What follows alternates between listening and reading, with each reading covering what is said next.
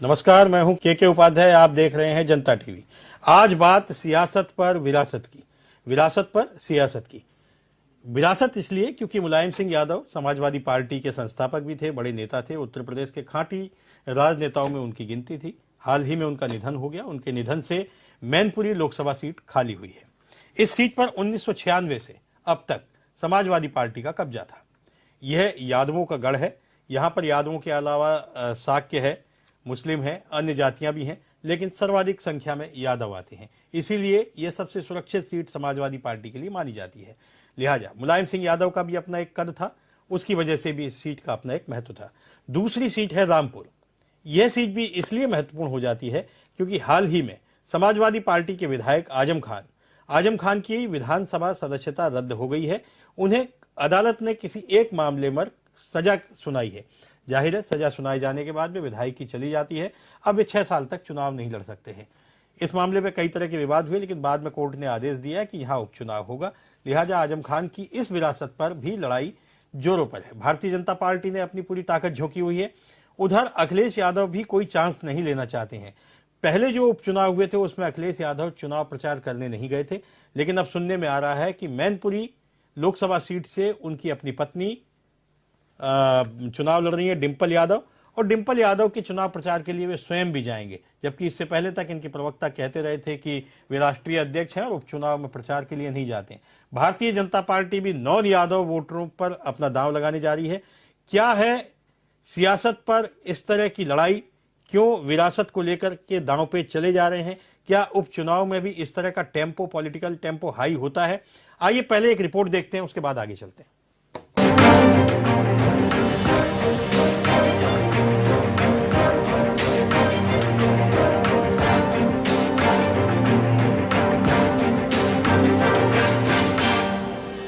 मुलायम सिंह यादव के निधन के बाद मैनपुरी लोकसभा सीट रिक्त हो चुकी है। चुनाव का ऐलान होते ही सपा प्रमुख एवं पूर्व सीएम अखिलेश यादव ने डिंपल को मैनपुरी लोकसभा सीट पर उपचुनाव लड़ाने का ऐलान कर दिया है। वो मुलायम की विरासत उनकी बहू डिंपल यादव को कहीं ना कहीं सौंपना चाहते हैं। भारतीय जनता पार्टी 365 दिन 7 दिन 24 घंटे अहर्निश चलने वाला राजनीतिक संगठन है, जहां कैडर बेस्ड कार्यकर्ता लगातार हर समय संगठन को तैयार करते रहते हैं। ऐसे में उपचुनाव के लिए भारतीय जनता पार्टी को किसी विशिष्ट प्रकार के तैयारी की आवश्यकता नहीं है। भारतीय जनता पार्टी का बूथ का कार्यकर्ता से लेकर के प्रदेश का नेतृत्व तक तैयार है। इन उपचुनावों में भी पिछले उपचुनावों की तरह ही भाजपा का कमल का फूल खिलेगा। ऐसे कई गढ़ अपने आप को बताया करते थे। पहले फिरोजाबाद बताते थे, गढ़ ढह गया। कन्नौज बताते थे, गढ़ ढह गया। अमेठी गढ़ बताया करते थे, वो भी ढह गया। आजमगढ़, रामपुर, कई सारे गढ़ हमने ढाए हैं। अब उत्तर प्रदेश में कोई गढ़ किला बचा नहीं है। चारों तरफ उत्तर प्रदेश की जनता मोदी और योगी के नाम के जाप कर रही है। समाजवादी पार्टी के संस्थापक, संरक्षक आदरणीय मुलायम सिंह यादव जी के निधन पर वो सीट खाली हुई है और 33 साल से समाजवादी पार्टी का लगातार वहां पर सांसद रहे हैं। वहां पर समाजवादी पार्टी ने डिंपल यादव जी को अपना प्रत्याशी बनाया है और डिंपल यादव जी बहुत भारी अंतर से वहां पर चुनाव जीतेंगी। भारतीय जनता पार्टी की बहुत करारी वहां पर हार होगी और मुलायम सिंह यादव जी के जो अधूरे सपने हैं उनको डिंपल यादव जी मैनपुरी में पूरा करने का काम करेंगी और पूरा परिवार जो है वो डिंपल यादव जी के साथ में है और पूरा परिवार उनको चुनाव लड़ाएगा। समाजवादी पार्टी पूरी ताकत के साथ चुनाव लड़ेगी और अखिलेश यादव जी भी चुनाव में प्रचार करेंगे। डिंपल यादव जी बहुत भारी अंतर से चुनाव जीतेंगी। जैसे जैसे चुनाव की तारीख नजदीक आ रही है वैसे वैसे विरासत पर सियासत शुरू हो गई है। सपा ने डिंपल यादव को मैनपुरी से मुलायम सिंह की विरासत सौंपने के लिए तैयारी कर ली है और डिंपल ने अपना चुनाव प्रचार भी लगभग शुरू कर दिया है। जहां तक सपा की मैनपुरी की सीट है तो ये लगातार मुलायम सिंह के कब्जे में रही है और इससे सपा मान रही है दावेदारी कि हमारी सीट ये बरकरार रहेगी और ज़्यादा से ज़्यादा लोग उसे चुनेंगे। कैमरामैन आशीष कश्यप के साथ TN मिश्रा, जनता टीवी, लखनऊ। आज इसी मुद्दे पर बहस करने के लिए हमारे साथ है भारतीय जनता पार्टी के प्रवक्ता अवनीश त्यागी, समाजवादी पार्टी के प्रवक्ता मनोज यादव हैं और सुभाषपा प्रवक्ता सुनील अर्कवंशी भी हमारे साथ जुड़ेंगे। वरिष्ठ पत्रकार संजय तिवारी जी अपने विश्लेषण के लिए हमारे साथ मौजूद रहेंगे। बातचीत की शुरुआत हम करते हैं भारतीय जनता पार्टी से। अवनीश जी नमस्कार। अवनीश जी, क्या रणनीति है, क्योंकि 26 साल से, लगभग 26 साल से मैनपुरी लोकसभा सीट समाजवादी पार्टी के कब्जे में है और जाहिर है मुलायम सिंह के निधन के बाद ये सीट खाली हुई है, तो सिंपैथी वोट भी मुलायम सिंह यादव का अपना एक कद था, बड़ा कद था। उत्तर प्रदेश के खाटी जमीनी नेता थे, धरतीपुत्र उन्हें कहा जाता था। तो आखिर इतना टेम्पो हाई इस मैनपुरी सीट को लेकर के अभी से ही दिखाई दे रहा है। भारतीय जनता पार्टी के पास क्या ऐसी रणनीति है, कौन सा ऐसा दाव है कि मैनपुरी पर बहुत बड़े बड़े दावे किए जा रहे हैं कि मैनपुरी सीट भी इस बार भारतीय जनता पार्टी जीत लेगी? अवनीश जी। देखिए उपाध्याय जी, भारतीय जनता पार्टी की रणनीति बिल्कुल स्पष्ट है। आदरणीय नरेंद्र मोदी जी के नेतृत्व में और योगी आदित्यनाथ जी के कुशल संचालन पर सरकार में सबका साथ, सबका विकास, सबका विश्वास जीतने का जो मंत्र पर काम हो रहा है, उसका असर भारतीय राजनीति में दिखाई दे रहा है। 2014 से आप देखिए कि भारतीय राजनीति के मायने बदल गए हैं। जो विरासत में सियासत करने वाले लोग थे वो किनारे हो गए हैं, जो गढ़ की बातें करते थे वो खत्म हो गए हैं। अब काम की बातें होती हैं, जनता के विश्वास की बातें होती हैं, जनता के साथ देने की बातें होती हैं और जनता का मन जीतने की बातें होती हैं। सरकारी योजनाओं का जितना लाभ भारतीय जनता पार्टी के शासन में आम जनता तक, निचले स्तर तक पहुंचा है, इतना शायद कभी नहीं मिला। यही वजह रही कि भारतीय जनता पार्टी को उत्तर प्रदेश में योगी आदित्यनाथ को 37 सालों बाद किसी सरकार को दोबारा आने का मौका मिला, भारी बहुमत के साथ आया। और विपक्ष के तमाम प्रयोग, चाहे कोई गठबंधन रहा हो, बाबा बबुआ का गठबंधन हो, दो लड़कों की जोड़ी हो, लड़की हो लड़ सकती हो, छोटे दलों के गठबंधन हो, वे सारे गठबंधन के सारे कयास फेल हुए, क्योंकि भारतीय जनता पार्टी ने जनता का मन जीता है और जनता का पूरा भरोसा जीता है। गढ़ रामपुर भी हालिया उदाहरण है, आजमगढ़ हालिया उदाहरण है, तो मैनपुरी भी उससे अछूता नहीं रहेगा उपाध्याय। निश्चित जानिए कि जनता भारतीय जनता पार्टी के नेतृत्व में पूरा भरोसा जता चुकी है और वही जनता का, वही सम्मानित जनता भारतीय जनता पार्टी को फिर जीतेगी।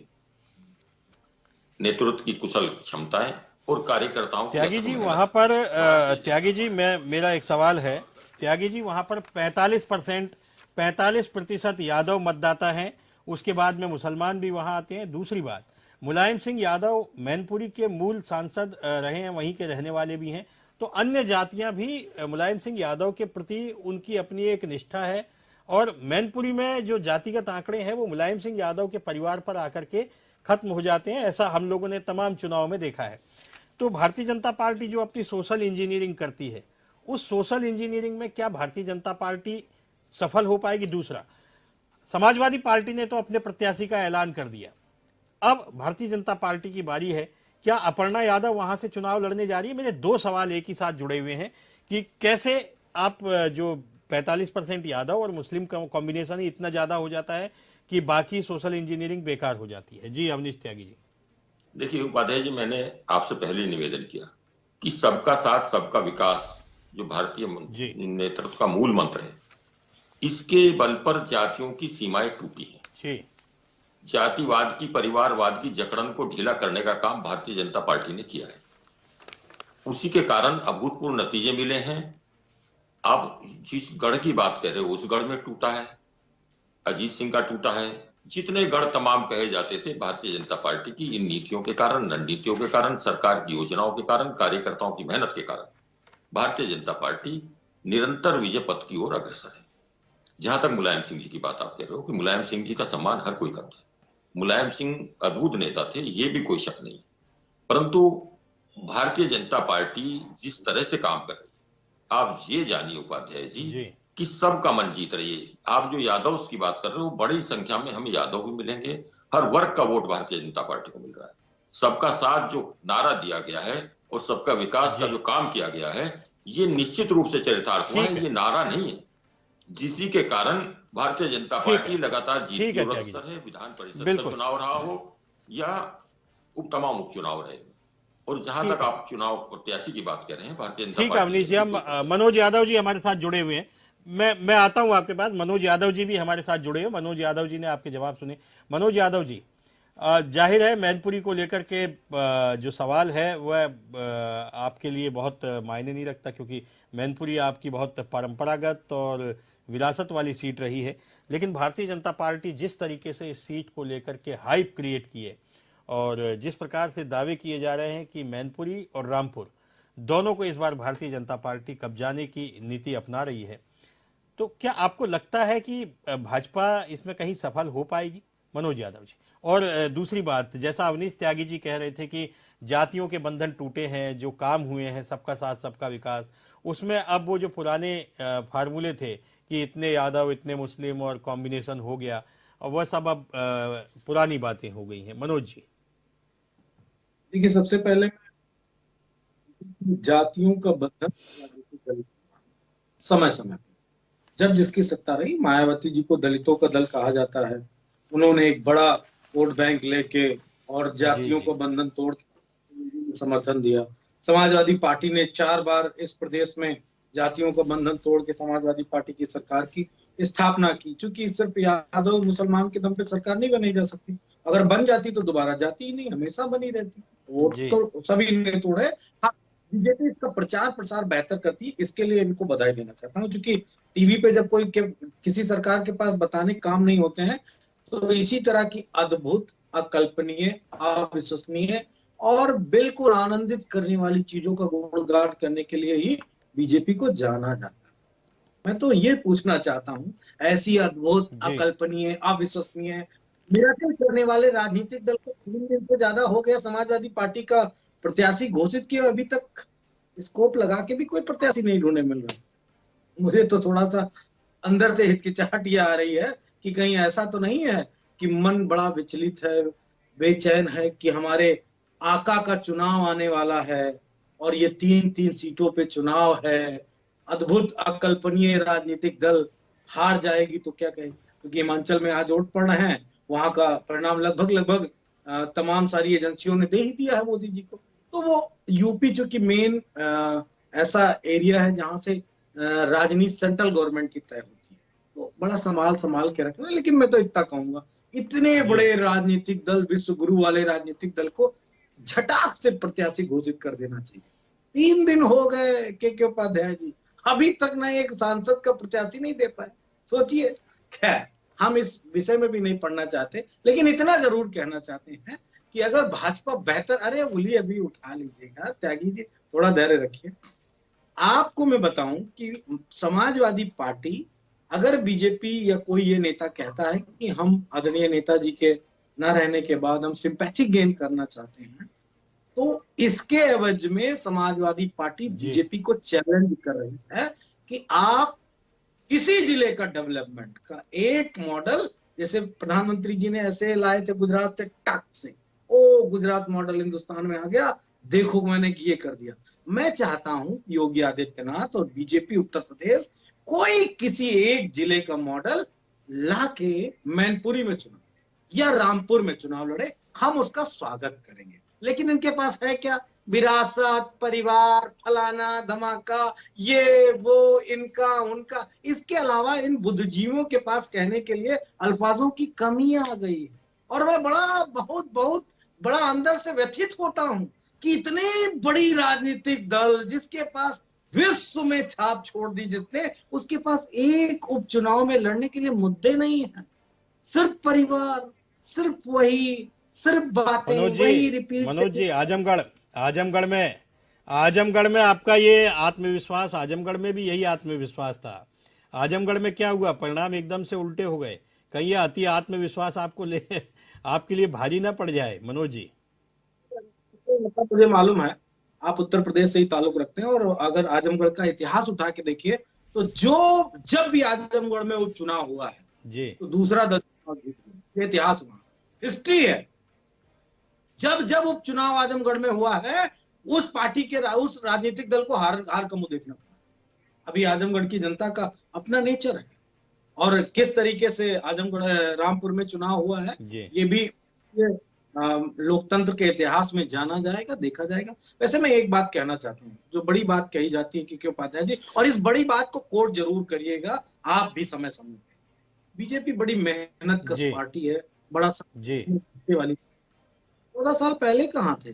संगठन कहाँ था, मेहनत कहाँ थी? जब हर विधानसभा में मात्र जीती वाली छोड़ के हारी वाली हर विधानसभा में उपाध्याय जी 9,000 से 10,000 के बीच में सिमट के रह जाती थी बीजेपी। तो क्या तब संगठन नहीं था, या तब पार्टी में मजबूत नेतृत्व नहीं था? सब कुछ था, सारे लोग थे, लेकिन एक दौर आता है अब वो तो राजनीतिक इतिहास की बातें हो गई ना मनोज जी। इतिहास तो देखा ही जाएगा। आप भी तो इतिहास ही बता रहे हैं, 6 साल से सरकार में नहीं, और बीजेपी जी। का हर प्रवक्ता हर टीवी चैनल पे समाजवादी पार्टी भ्रष्टाचार कर रही। अब 6 साल से हम सत्ता में नहीं है, हम भ्रष्टाचार कर रहे हैं। ईडी भी हमारे यहाँ ही आती है, हमारे नेताओं के घर ईडी जाती है, बीजेपी के नेताओं के घर नहीं जाती है, जो सत्ता की मलाई लगातार खाते जा रहे, लगातार खाते जा रहे। आप सोचिए, अगर मैं कोई गलत बात कह रहा हूं तो आप उनके मुझे कैंडिडेट हमें चाहिए।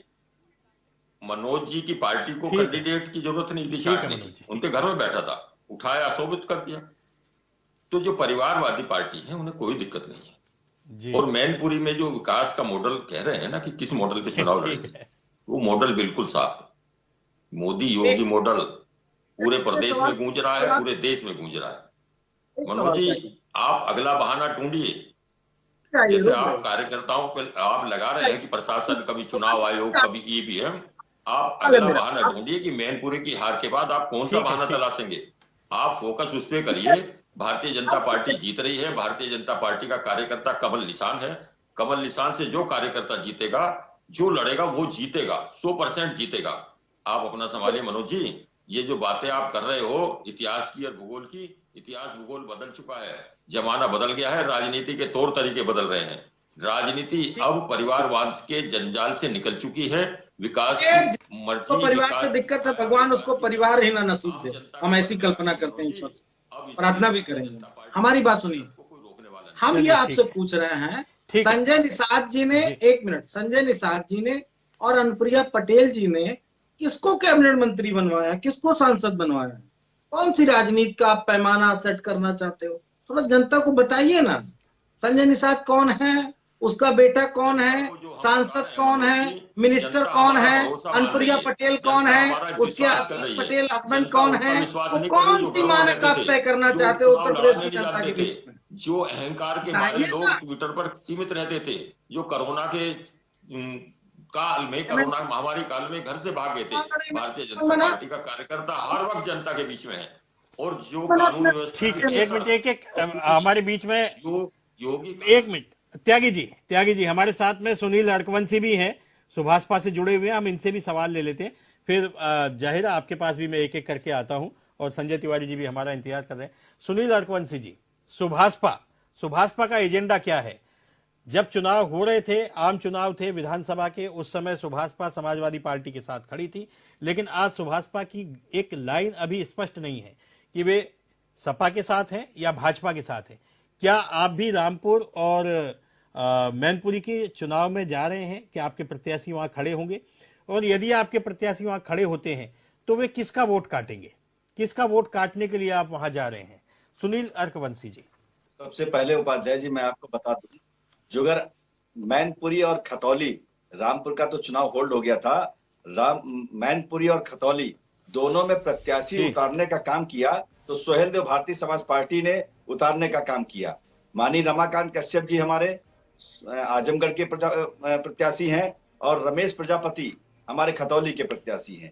रही बात अब आ जाती है कि विरासत संभालने की, विरासत तो पूरा उत्तर प्रदेश माननीय नेताजी का था, तो माननीय नेताजी की विरासत को संभालने के लिए क्या पूरे उत्तर प्रदेश में परिवार के लोग ही चुनाव लड़ने का काम करेंगे? आजमगढ़ में होगा तो आपके माननीय धर्मेंद्र जी आ जाएंगे, रामपुर में चुनाव होगा तो माननीय आजम खान जी के यहाँ से आ जाएंगे, मैनपुरी में चुनाव हो रहा है तो माननीय डिंपल जी चुनाव में आ रही हैं।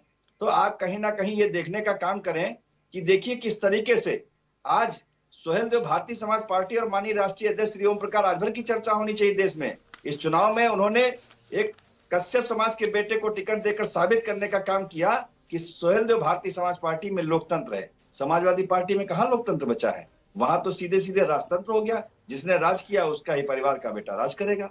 तो अब आप देखिए ना कि कश्यप समाज के बेटे को आज माननीय राष्ट्रीय अध्यक्ष जी ने वहां पर उतारा है। वहां पर खाली यादव समाज के वोट की गिनती हो रही है, वहां पर खाली मुस्लिम समाज के वोट की गिनती हो रही।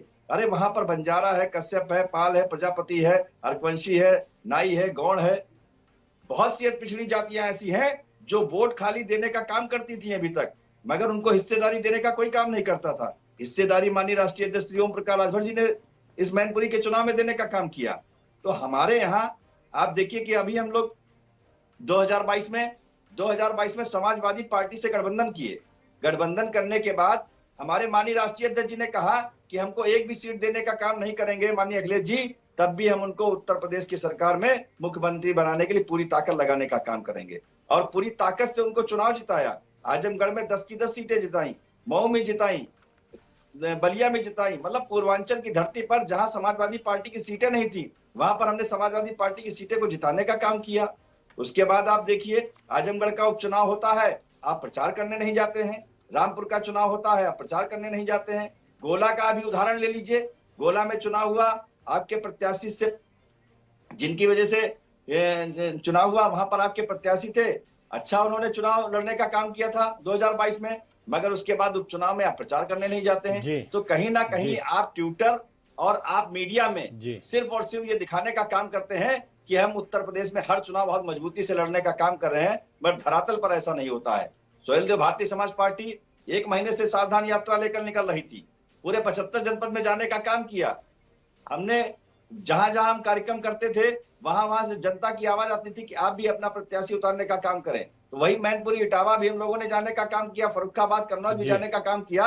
उधर क्षेत्र में भी हमारे संगठन के लोग, कार्यकर्ता हमारे गांव स्तर तक जाने का काम करें, तो वहां से भी आवाज आई कि प्रत्याशी उतारने का काम करें। तो माननीय राष्ट्रीय अध्यक्ष जी ने रमाकांत कश्यप को उतार कर ये साबित कर दिया कि अति पिछड़े समाज का बेटा को भी हिस्सेदारी देने का काम करेंगे।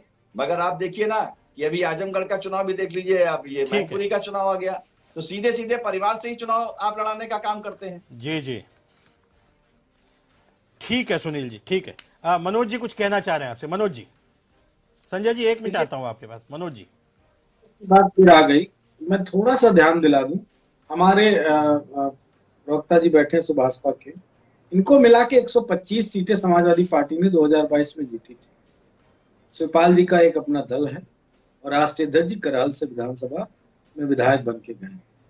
इन 125 में से अगर शिवपाल जी को हटा दीजिए तो हमारे घर के कितने लोग हैं, थोड़ा गौर फरमाइए, जनता जानना चाह रही है। बताइए सुभाषपा के वंशी जी, कितने लोग हैं 125 में समाजवादी पार्टी के घर के? राष्ट्रीय अध्यक्ष जी के घर के कितने लोग हैं विधानसभा में? नहीं सुन लीजिए, घर के कितने लोग नहीं है। आज जो उपचुनाव आ रहा है उस पर चर्चा करने की काम करें तो उपचुनाव में आपने किसको उतारने का काम किया? आजमगढ़ में राष्ट्रीय अध्यक्ष जी आज हमारे यहाँ वहां जनता कह रही थी, जब माननीय राष्ट्रीय अध्यक्ष हमारे प्रचार कर रहे थे, कहते आप तो जिस तरीके से यहाँ उपचुनाव जिताने का काम कर रहे हैं, आप देखिए ना कि किस तरीके से माननीय राष्ट्रीय अध्यक्ष जी समाजवादी पार्टी के यहाँ पर प्रचार करने नहीं आ रहे। उत्तर प्रदेश में हमने मजबूती से आपको चुनाव जिताने का काम किया, 47 से 125 कैसे पहुंचे ये भी तो आप देखिए ना। आपको जनता ने जिताने का काम कर रही थी, मगर आप घर बैठे चुनाव जीतना चाहते थे। आप जब 6 महीने चुनाव का रह जाता है तब आप प्रचार के लिए निकलते हैं। अब आप बताइए, क्या उपचुनाव में माननीय अखिलेश जी को, उपचुनाव में मनोज जी माननीय अखिलेश जी को प्रचार करने नहीं जाना चाहिए था? क्या ये सीटें विरासत में नहीं थी? ये सीटें भी आपकी विरासत थी। 125 विधायकों में कितने लोग घर के? फिर मैं आपके सवाल का जवाब दे दूंगा, कितने लोग? वो आंकड़ा आप दीजिए, क्योंकि समाजवादी पार्टी आंकड़ा देने का काम करे। आज जो उपचुनाव की बात आ रही है, इस उपचुनाव के अंदर बताइए ना। ठीक है, जब चाहे तब बोल दो विरासत वाली। ठीक है मनोज जी, 1 मिनट। मनोज जी अभी आपके पास आता हूं। संजय तिवारी जी हमारे साथ जुड़े हैं। संजय जी, रामपुर विधानसभा की जहां तक बात है, वहां पर 1980 में आजम खान पहली बार जनता पार्टी धर्मनिरपेक्ष से पहली बार विधायक बने थे, और उसके बाद से 2002 से लेकर के 2022 तक आजम खान या उनके परिवार के ही लोग विधायक रहे। बीच में भी जो लोग विधायक रहे, यानी 1952 से अगर इस सीट की बात की जाए तो 1952 से लेकर अब तक वहां मुस्लिम ही विधायक रहा है। एक दूसरी बात मैनपुरी को लेकर के आपने जाहिर है सुनाई है। तो ये जो भारतीय जनता पार्टी रामपुर पर खास तौर पे और मैनपुरी, इन दो की बात इसलिए है कि बाकी चुनाव ठीक है अपने चुनाव की तरह होता है, लेकिन ये 2 सीटें ऐसी सीटें हैं जहां पर मिथक टूटने हैं। मैनपुरी जाहिर है मुलायम सिंह यादव का क्षेत्र है और अखिलेश यादव का पूरा एक तरह से वो गृह नगर है उनका, और रामपुर आजम खान का एक तरह से वो गढ़ कहा जाता है या मुस्लिमों का भी गढ़ कहा जाता है। इन परिस्थितियों में भारतीय जनता पार्टी के लिए क्या वहां कोई जमीन दिखाई देती है, संजय जी? देखिए, भारतीय जनता पार्टी जिस रणनीति के तहत काम कर रही है, जो मुझे दिखता है, मैं कोई राजनीतिक कार्यकर्ता नहीं हूँ, न भारतीय जनता पार्टी का प्रवक्ता हूँ, लेकिन जो मुझे दिखाई पड़ रहा है, भारतीय जनता पार्टी का टारगेट अभी ये बाई इलेक्शन दिखाई नहीं पड़ रहा। उसका टारगेट 2024 लोकसभा चुनाव है, लेकिन बाई इलेक्शन को वो उतने हल्के में भी नहीं ले रहे हैं जितना बाकी लोग सोच रहे हैं। अभी माननीय सपा के प्रवक्ता मनोज जी ने ये कहा कि तत्काल अखिलेश जी ने प्रत्याशी घोषित कर दिया, उनको टाइम नहीं लगा, भाजपा ने आज तक प्रत्याशी नहीं दिया है। तो जब घर से ही किसी को घोषित करना है, वही निर्णय है, तो उसकी घोषणा के लिए किसी समय की आवश्यकता नहीं होती। भारतीय जनता पार्टी ने पूरे राष्ट्रीय फलक पर, चाहे भारतीय जनता पार्टी के जो लीडर हैं प्रधानमंत्री नरेंद्र मोदी जी हों या उनके बाकी राष्ट्रीय अध्यक्ष हों या उनके जितने भी ऐसे लोग हैं जो अलग अलग, अभी गुजरात चुनाव में भी भाषण हो रहे हैं, हिमाचल में भी भाषण हो रहे हैं, जितना भी जगह उनकी बातें हो रही हैं, योगी आदित्यनाथ जी भी लगातार बोल रहे हैं, तो वो परिवारवाद की राजनीति के खात्मे पर ही जोर दे रहे हैं। अब यहाँ सबसे बड़ा संकट यह है कि मैनपुरी में सबसे पहले परिवार ही सामने आया है और आजम खान साहब के कल वाले परिणाम के बाद अभी कोई घोषणा तो नहीं हुई है, लेकिन मुझे लगता है कि वहां भी कोई ना कोई परिवार ही सामने आएगा, तो उसमें जरूर लाभ मिलेगा इस बात का कि परिवार की राजनीति को खत्म करने की ओर काम कर रहे हैं और उसको लोग पसंद कर रहे हैं। दूसरी बात, मैनपुरी और रामपुर ये दोनों समाजवादी पार्टी की वो सीटें हैं जिनको आधार सीट माना जाता रहा है। इन आधार सीटों का प्रभाव इनके आसपास के क्षेत्रों पर पड़ता रहा है और उसको लेकर समाजवादी पार्टी की राजनीति चलती रही। समाजवादी पार्टी में अब आज जो बात हो रही है, उस बात को करने से पहले एक चीज ध्यान में रखना चाहिए कि माननीय स्वर्गीय मुलायम सिंह यादव जी के बाद समाजवादी पार्टी में कोई ऐसा चेहरा नहीं है जो मुलायम सिंह यादव जी जैसे फलक को कवर करता। समाजवादी पार्टी ने कुछ गलतियां की हैं और उन गलतियों की तरफ हालांकि आज बात करने का समय नहीं है, लेकिन मुझे एक तटस्थ होकर भी अगर मैं सोचता हूं तो ये सोचना पड़ता है कि समाजवादी पार्टी के संस्थापक का निधन हुआ और उनकी पार्थिव देह को समाजवादी पार्टी के मुख्यालय तक में रखने की फुर्सत नहीं मिली। प्रदेश भर का कार्यकर्ता आता, उन्हें देखता, उनको श्रद्धांजलि अर्पित करता, ये भी समय नहीं मिला। इतनी हड़बड़ी थी उस समय अंत्येष्टि की या जो कुछ भी था कि ये एक पारंपरिक चीज है। जहां गलतियां समाजवादी पार्टी ने की है उसको मैं बता रहा हूं और ये चर्चाएं मैं इस आधार पे कर रहा हूं, ये किसी अखबार में नहीं मिलेगा, लेकिन आप गांव में चले जाइए, चौराहों पे चले जाइए, मुलायम सिंह यादव जी से जुड़े हुए लोग अभी जीवित हैं, उनके साथ काम करने वाले लोग जीवित हैं। वे इस बात की प्रतीक्षा कर रहे थे कि मुलायम सिंह यादव जी के निधन के बाद वे कैसे उन तक पहुंचते, कैसे उनका दर्शन करते, कैसे अपनी श्रद्धांजलि देते। अभी ये सब कुछ हो रहा था, तब तक अंत्येष्टि हो गई। अंत्येष्टि होने के बाद उनके खैर अभी संजय जी इस समय ये बात करने का वक्त नहीं है, हमें लगता है कि उपचुनाव पे बात करनी चाहिए। ये सब चीजें हैं वो उनकी पार्टी का अपना अंदरूनी मसला है, मुझे लगता है ये चर्चा का विषय नहीं है, हमें उपचुनाव पर ही केंद्रित रहना चाहिए। जी हम उसी पे केंद्रित हो रहे हैं कि जो चुनाव की बात है ये इसलिए जुड़ना स्वाभाविक है क्योंकि बात आखिर आकर परिवार पर ही टिक जा रही है। कार्यकर्ता या पार्टी के नेता या पार्टी का विचार विमर्श ये कहीं नहीं दिखाई पड़ता है। हमें कोई बताए कि ये पार्टी ने बैठ करके कहीं कोई निर्णय लिया और लोकतांत्रिक तरीके से कि हाँ डिंपल यादव जी हमारी प्रत्याशी होंगी। अखिलेश जी ने निर्णय लिया, वो निर्णय अखबारों में आ गया या मीडिया में आ गया, कहीं ऐसी कोई लोकतांत्रिक व्यवस्था नहीं दिखाई पड़ी। परिणाम क्या होगा ये सामने आएगा, वो अलग चीज है, उस पर हमको नहीं कोई बात करनी है। वो जनता को वोट देना है, जनता वोट देगी। अभी भाजपा के माननीय प्रवक्ता या सपा के प्रवक्ता वो अपने अपने समीकरण और जातीय समीकरणों की बात करेंगे, वो अलग चीज है। लेकिन रामपुर और मैनपुरी यदि यहाँ कोई गड़बड़ होती है तो ये समाजवादी पार्टी को तो बहुत सीरियस से सोचना पड़ेगा कि हम जिस दिशा में चल रहे हैं वो दिशा किधर जा रही है। अभी हमारे सुभाषपा के जो प्रवक्ता हैं उन्होंने बड़े तार्किक तरीके से बात रखी कि अगर वो ना होते तो पूर्वांचल में जिस तरह से समाजवादी पार्टी को सीटें मिली है, खासतौर से पूर्वांचल एक्सप्रेसवे के दोनों साइड के जिलों में, वो सुभाषपा का प्रभाव है, निश्चित तौर पर प्रभाव है। इसको जमीन पे कोई जाके देख सकता है। आजमगढ़ में एक बाई इलेक्शन होता है और उसमें समाजवादी पार्टी का परिवार का ही प्रत्याशी आता है। आजमगढ़ में सपा के बड़े लोग भी थे, उनको भी लड़ा सकते थे ये।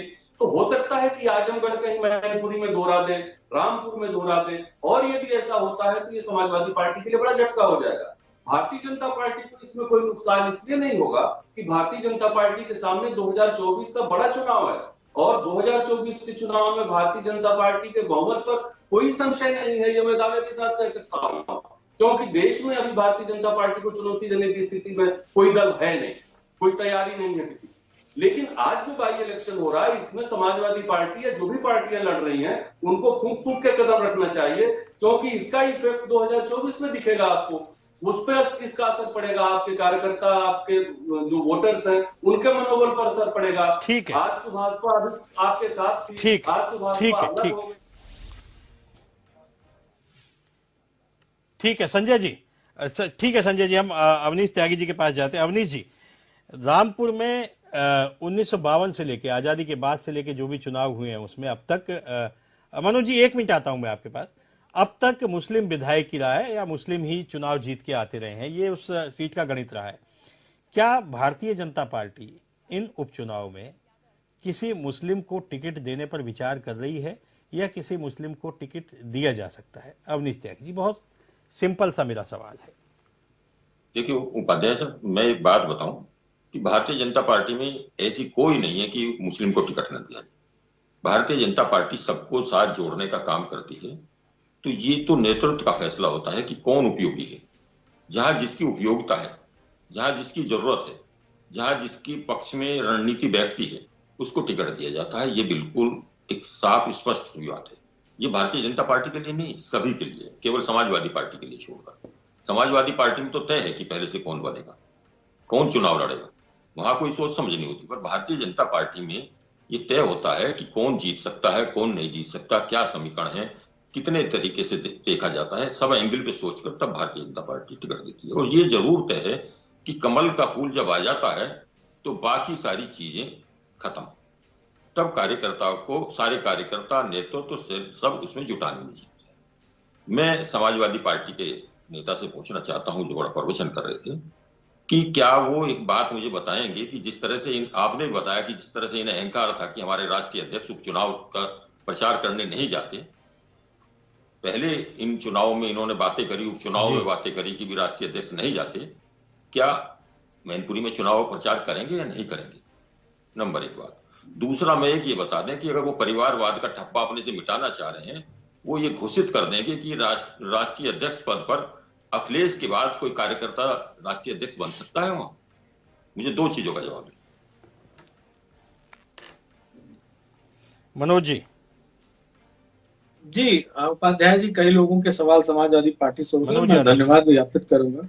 मैं सभी को धन्यवाद ज्ञापित करूंगा, कम से कम विपक्ष से सवाल पूछा जा रहा है, लोकतंत्र सांसें ले रहा, अभी मरा नहीं। मैं एक बात पूछना चाहता हूँ। वरिष्ठ पत्रकार महोदय ने कहा कि अरे उनके घर के लोगों को करना था तो कर दिए। वहां हम दो हमारे दो की तो स्कीम 8 साल से चल रही है। वहां कहा, वहां तो कर्तव्य पथ पे राजनाथ सिंह को भी ऐसे कर दिया जाता है, याद है ना संजय जी? ऐसे पीछे हो, वहां हम दो हमारे दो होते हैं बस। उस राजनीतिक दल के आप लोकतंत्र की बात कर रहे हैं, वहां पे बता रहे हैं कि पार्लियामेंट्री बोर्ड में जाएगा, तय होगा, ये मीटिंग होगी। अरे ये वाली मीटिंग हम भी कर लेते हैं बैठ के सारी, लेकिन जब कर्तव्य पथ पे देश का प्रधानमंत्री देश के रक्षा मंत्री को हाथ पकड़ के पीछे कर देता है, तब लगता है कि हाँ, रियल में अगर लोकतंत्र कहीं है तो वही दो पार्टी में है जहां हम दो हमारे दो की स्कीम चल रही है। ऐसे कांग्रेस ने तो दूसरे के लिए चलाया था, जनसंख्या नियंत्रण के लिए, लेकिन बीजेपी ने क्या नियंत्रित कर दिया, ये अगर संजय तिवारी जी नहीं बता पाए तो मेरे जैसे नेता को बोलने पे व्यवस्था आती कि मैं बोलूंगा तुझे। आप वरिष्ठ पत्रकार हैं, आपके पास इतना अनुभव है, क्या उपचुनाव नियंत्रित हो गया? की आपने चर्चा हो जाना रही है। नहीं क्या? हाँ, उपचुनाव की बात चुनाव कर पे रहे हैं। चर्चा हो रही है क्यों लग रही है? अरे और उसी पे मनोज बात जी है। अगर इसी पे आपने केंद्रित 3 रखे बार तो ज्यादा आरोप अच्छा होगा। लगाया 3 लोगों संजय ने जी ने जो कि भैया सवाल ये उठाए हैं हम वो तो ज्यादा हमारे दो बेहतर वाली है। पार्टी है, मनोज जी तो आप हम बांटे हमारे दो नहीं, में क्या हो गया आप आपको? बांटे नहीं। हमने तो जवाब दिया ना, हम तो हमारे तो आपके जो हो आप गए ना। सवाल पूछते हैं तो सवाल आप आपसे भी भागिए पूछे मत, जाएंगे। डरिए मत, हमारे सवाल सीधे और सच्चे सवाल हैं। नहीं, वो लड़ नहीं रहे, वो अपना जवाब दे रहे हैं जी। ये दोनों ही मुझे लगता है लाइन से कट गए हैं। सुनील अर्कवंशी जी, अगर आप मुझे सुन पा रहे हैं तो मेरा सवाल आपसे भी है कि अचानक ऐसा क्या हुआ कि 2022 के विधानसभा चुनाव के बाद आपके और समाजवादी पार्टी के रास्ते अलग हुए और अब आप किसके साथ हैं यह एक स्पष्ट तौर पर दिखाई नहीं देता है। सुनील जी। उपाध्याय जी, सबसे बड़ी बात, हम माननीय अखिलेश यादव जी के साथ में गठबंधन करके उत्तर प्रदेश की 2022 की सरकार बनाने के लिए पूरी ताकत लगा के हम लोग उनके साथ चुनाव लड़े। चुनाव हम लोग हार गए, हमारे पास उतने नंबर नहीं आए, सरकार नहीं बना सके, मगर क्या हम जनता के जो मुद्दे के लिए हम लड़ रहे थे उन मुद्दों को छोड़ देते? हम लोगों ने सिर्फ माननीय राष्ट्रीय अध्यक्ष जी से यही कहा कि जैसे कि आप अभी आजम खान जी को ले लीजिए, आजम खान जी जेल में बंद थे तो आपके पार्टी ने कितने आंदोलन उनके लिए किए? या जो महंगाई थी, या हम लोग चाहते उत्तर प्रदेश में जातिगत जनगणना लागू होनी चाहिए, सामाजिक न्याय समिति की रिपोर्ट लागू होनी चाहिए, उत्तर प्रदेश में मुफ्त बिजली किसानों को मिलनी चाहिए, शिक्षा स्नातकोत्तर तक फ्री होनी चाहिए। इन मुद्दों को लेकर हम विधानसभा में कितनी बार बोले? माननीय अखिलेश यादव जी एक बार भी बता दें कि नहीं बोले। हम सरकार नहीं बना पाए तो क्या हमारे मुद्दे ये खत्म हो जाएंगे? अब आपको जो है हम कोई बात बता रहे हैं तो आप कहते हैं कि हमें अपनी राय मत दीजिए, आप अपने राय अपने पास रखिए, आप एसी कमरे से निकलना नहीं चाहते। तो इन मुद्दों को लेकर हमारे उनके बीच में तल्खियां बढ़ी। माननीय अखिलेश यादव जी ने हमको तलाक दिया, हमने उनका तलाक कबूल किया। तो ये चीजें हमारे उनके बीच में आई। हम मनोज जी जवाब देना चाहते हैं। जनता, मनोज जी, सुनील जी, मनोज जी को सुन लेते हैं। मनोज जी को सुन लेते हैं। मनोज जी कुछ कहना चाह रहे हैं आपकी बात पर। मनोज जी को सुन लेते हैं। के कमरों से राजनीति करते, आप उनके साथ राजनीति करिए जो अंगीठी और हीटर लगा के राजनीति कर रहा है। समाजवादी पार्टी आपसे स्पष्ट रूप से कहती है, उनके साथ राजनीति करिए जो अपने कमरों में हीटर लगाते हैं, अंगीठी लेके साथ चलते हैं। इसलिए कि जो ये एक पार्टी के नेता की इमेज को डैमेज करने का जो षड्यंत्र कर रहे हो ना, ये पूरी जनता जान चुकी है। हैसियत नहीं अकेले चुनाव लड़ने की, लड़के दिखा दो एक चुनाव है, लोकसभा का चुनाव लड़के दिखा दो, एक सीट जीत जाओगे, राजनीति से मैं संन्यास व्यक्तिगत सूत्र ले लूं। सुनील अर्कवंशी जी, उतनी बात बोलनी चाहिए जितनी आप। मनोज जी, आज 10 मार्च के बाद एक भी दिन ऐसा नहीं है जितनी माननीय राष्ट्रीय अध्यक्ष ओम प्रकाश राजभर जी का कार्यक्रम ना कहीं लगा हो। हम लोग लगातार जनता के बीच में जाने का काम करते हैं। और रही बात हम किसी के साथ जाने की, तो सदस्य का चुनाव नहीं जीत सकते हैं। हम लोग क्या हैसियत है आपको बिना बैसाखी के? आप नहीं, आपकी हैसियत है कुछ? इसलिए हैसियत नहीं है कि आपका कोई अपना वजूद नहीं है। आप दूसरों की नाव में पतवार लेके बैठ के अपने आप को, मेरी हैसियत की वजह से ही समाजवादी पार्टी ने गठबंधन करने का काम किया था। और मेरी हैसियत और मेरे रावण भी अच्छा, गजब बात है भाई, आपकी परिभाषा ही अलग है। आपके लिए राम भी अच्छा, रावण भी अच्छा। मनोज, जब रावण मुझे हो गया, जब रावण के साथ रहे, राम के आजमगढ़ में आपके जैसे कार्यकर्ता को चुनाव लड़ाने का काम किया जाता, मैनपुरी में आपके जैसे कार्यकर्ता को चुनाव लड़ाने का काम किया जाता। मैं कहता हूँ मैनपुरी का चुनाव समाजवादी पार्टी आपके सारे राज्यों से चैलेंज के साथ कह रही है, वो जिस मुद्दे पे आना चाहते हैं उस मुद्दे पे आके चुनाव लड़ ले। रामपुर का चुनाव बीजेपी की सरकार और अन्य राजनीतिक दल इस मुद्दे पे आके लड़ना चाहते हैं, उस मुद्दे पे लड़ लें, क्योंकि डेवलपमेंट तो आप कर ही नहीं सकते हो। डेवलपमेंट जनता की अदालत में फैसला होता है। बताते थे, रामपुर को भी अपना गढ़ बताते थे, आप कन्नौज को भी अपना गढ़। मुझे लगता है ऐसे किसी की बात सुनाई नहीं दे रही है। जनता ने आपका हर्ष क्या किया ये भी देखिए ना। आजमगढ़ में आपका गढ़ था, कन्नौज भी आपका गढ़ था, मैनपुरी भी आपका गढ़ है। अब कोई गढ़ नहीं है। जनता की अदालत फैसला देना जानती है, जनता की अदालत फैसला देना जानती है। और मनोज जी, माननीय अखिलेश यादव जी ने माननीय शिवपाल जी को धोखा देने का काम किया, माननीय शिवपाल जी को धोखा दिया, माननीय श्री ओम प्रकाश राजभर जी को धोखा दिया, माननीय केशव देव मौर्य जी को धोखा दिया। जिन्होंने आपको बढ़ाने का काम किया उनको धोखा देने का काम किया। कब पूछोगे बीजेपी से तुम्हारे सामाजिक न्याय की रिपोर्ट कब प्रस्तुत करेगी? समाजवादी पार्टी से एक सवाल, दो सवाल, तीन विधानसभा में सवाल, चलो ठीक है, अवनीश त्यागी जी, मगर आप अवनीश त्यागी जी, ठीक है, इस तरह से बहस नहीं हो सकती, एक एक करके बोलेंगे तो सुनाई देगा। अवनीश त्यागी जी, शिवपाल यादव जी का क्या उपयोग भारतीय जनता पार्टी कर रही है? शिवपाल जी को लेकर के तमाम तरह के सवाल, अभी मैं मनोज जी से भी सवाल करूंगा, लेकिन पहले अवनीश त्यागी जी से जान लेते हैं। शिवपाल यादव जी के बारे में अक्सर ये खबरें आती हैं, अक्सर कभी सूत्रों के हवाले से, कभी गैर सूत्रों के हवाले से, कि शिवपाल यादव जी को बैकडोर से भारतीय जनता पार्टी इस्तेमाल कर रही है। इसमें कहां तक सच्चाई है? देखिए उपाध्याय जी, ये बिल्कुल निराधार आरोप है। माननीय शिवपाल जी की अपनी पार्टी है, वो अपनी तरह से राजनीति करते हैं। सुभाष तो अपनी राजनीति करती है, समाजवादी अपनी राजनीति करती है, सभी राजनीतिक दल, चाहे छोटा हो, बड़ा हो, पुराना हो, नया हो, वो अपनी तरह से राजनीति करती है। भारतीय जनता पार्टी भी अपनी तरह से राजनीति करती है। भारतीय जनता पार्टी को उपाध्याय जी मैं बता रहा हूं ना कि 2014 के बाद से जिस तरह से बदलाव और जो प्रयोग राजनीति में जनता से जुड़ने के भारतीय जनता पार्टी ने किए हैं, वो एकदम अद्भुत हैं, वो सफल हो रहे हैं, और उन्हीं की बौखलाहट आज सब में दिखाई दे रही है। खासतौर से समाजवादी पार्टी में मैं यूपी की बात करूंगा कि मनोज जी जिस तरह से बौखला रहे हैं, उनकी वजह बिल्कुल वाजिब है। एक तो लगातार 4 चुनाव हार चुकी है उनकी पार्टी, और दूसरी वजह यह है कि मनोज यादव जी जैसे कार्यकर्ता जो टीवी पर लगातार समाजवादी पार्टी का गुणगान करते हैं, उनके लिए वहां कोई स्पेस नहीं। जब उनका नंबर आएगा तो कोई परिवार आ जाएगा। तो मनोज जी से मेरी बड़ी सहानुभूति है। मेरे जो सवाल थे ना, उन्होंने उसका जवाब दिया। मनोज जी की बौखलाहट बिल्कुल जाहिर है, वो कभी सुभाषपा पे निकालेंगे, कभी किसी पे निकालेंगे। चुनाव हार जाएंगे तो चुनाव आयोग पे निकालेंगे, ईवीएम पे निकालेंगे, प्रशासन पे निकालेंगे, पर अपने अंतर मन में नहीं झांकेंगे कि पार्टियां किस तरफ जा रही।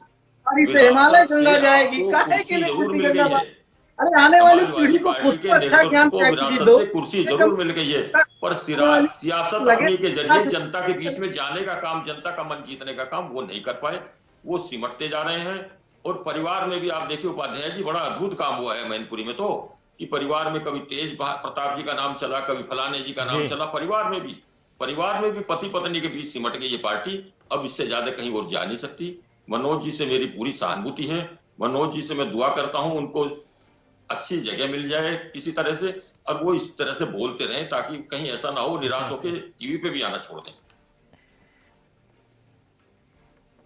चलिए ठीक है। संजय जी शिवपाल जी को लेकर के अब मनोज जी बस 1 मिनट, आपके पास आ ही रहा हूं मैं। शिवपाल जी को लेकर के आप क्या सोचते हैं एक पत्रकार होने के नाते? ये एक बड़ा ऐसा सवाल है राजनीतिक गलियारों में भी, और हम मीडिया के लिए भी एक बड़ा कौतूहल का विषय है कि हर बार ये होता है कि शिवपाल जी भाजपा में जाने वाले हैं, और अंत में फिर कुछ पता ही नहीं चलता है। अभी भी यही कहा जा रहा है कि शिवपाल जी सहयोग कर रहे हैं। सच्चाई क्या है? आपको कुछ जानकारी है तिवारी जी? बाकी मैं मनोज जी से इस बारे में पूछूंगा। जानकारी तो जब मनोज जी के पास होगी एक्चुअल, लेकिन एक चीज मैं देख रहा हूं, माननीय मुलायम सिंह जी के निधन के तत्काल बाद से पूरे परिवार के एक बड़े और अभिभावक के रूप में शिवपाल जी को जितनी भूमिका निभानी थी उन्होंने बड़े शिद्दत से निभाई, और उनको कहीं ना कहीं ये विश्वास था, ये भरोसा था कि मैनपुरी की खाली हुई सीट पर शायद परिवार मिल करके एक लीडर के रूप में, वरिष्ठ के रूप में उनको सामने कर देगा। और यदि ऐसा होता तो भारतीय जनता पार्टी के लिए बड़ा संकट हो सकता था, क्योंकि शिवपाल जी मैनपुरी में जब चुनाव लड़ते तो वहां पर एक अलग ढंग का दृश्य होता, अलग परिदृश्य होता, और अलग ढंग की सहानुभूति भी होती। आज की तारीख में जब शिवपाल जी फिर किनारे कर दिए गए, एक बार उनकी सारी उम्मीदों पे पानी फिर गया, और राष्ट्रीय अध्यक्ष जी ने माननीय अपनी पत्नी को वहां से चुनाव मैदान में उतार दिया, तो उसके बाद से अब शिवपाल जी का क्या मूव होगा, ये हमको लग रहा है शिवपाल जी खुद भी कंफ्यूज होंगे इस चीज को लेकर, क्योंकि भारतीय जनता पार्टी में उनके रास्ते खुलेंगे ऐसी मुझे संभावना दिख नहीं रही, क्योंकि भारतीय जनता पार्टी ने यादव बिरादरी को लेकर अलग ढंग से राजनीति शुरू कर दी है। भारतीय जनता पार्टी, मैं यहाँ याद दिला देता हूँ, भारतीय जनता पार्टी में स्वयं प्रधानमंत्री जी ने पहल करके चौधरी सुखराम सिंह यादव के परिवार को जोड़ लिया है अपने साथ। वो सुभा यादव को पार्लियामेंट्री कमेटी में ला चुके हैं, भूपेंद्र यादव उनके स्टार प्रचारक हैं गुजरात में। तो उनको मुझे नहीं लगता है कि शिवपाल जी की कोई जरूरत है। शिवपाल जी के लिए एक बड़ा झटका है मैनपुरी का चुनाव, और शिवपाल जी अब इसके बाद क्या करेंगे वो उनको खुद तय करना पड़ेगा। क्योंकि मुझे नहीं लगता है कि भारतीय जनता पार्टी उनका कोई उपयोग करने वाली है।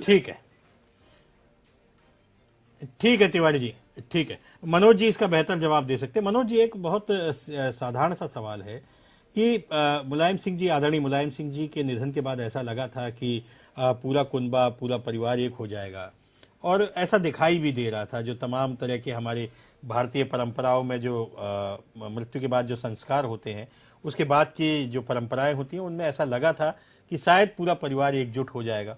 और जैसा कि अभी संजय जी भी कह रहे थे कि शिवपाल जी को इससे उम्मीद थी, तो कहाँ दिक्कतें हैं क्या शिवपाल जी को लेकर के? और यादव परिवार में देखिए, मेरा ऐसा अपना व्यक्तिगत सोचना है कि शिवपाल जी हो सकता है चुनाव जीत न पाए, हो सकता है अकेले वो कुछ न कर पाए, लेकिन शिवपाल जी चुनाव हराने की ताकत रखते हैं, ऐसा मेरा व्यक्तिगत मानना है। हो सकता है ये मेरा सोच गलत भी हो, लेकिन सही जानकारी और सही जवाब आप ही दे सकते हैं। मनोज जी। उपाध्याय जी, अवध प्रांत में, अवध क्षेत्र में एक कहावत है कि लाठी मारने से पानी अलग नहीं होता। आप मारोगे तो पानी स्वयं अपने आप फिर से जुड़ जाएगा जी। परिवार पर टिप्पणी करना मुझे नहीं लगता है कि मेरे जैसे करने से कार्यकर्ता को किसी के परिवार पे कोई टिप्पणी करना उचित नहीं है। ये कहावत है, उस कहावत को कहा है, समझने वाले समझ जाएंगे। दूसरी बात क्या था, एक मैं आपको एक गतिशीलता और एक परिवर्तन की हिस्ट्री आपको बता। जब सरकार थी समाजवादी ठीक है मनोज जी, बहुत संक्षेप में जवाब दीजिए।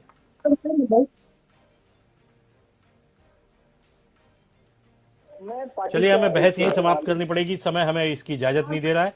आप सब लोग हमारे साथ जुड़े, आपका बहुत बहुत शुक्रिया, धन्यवाद।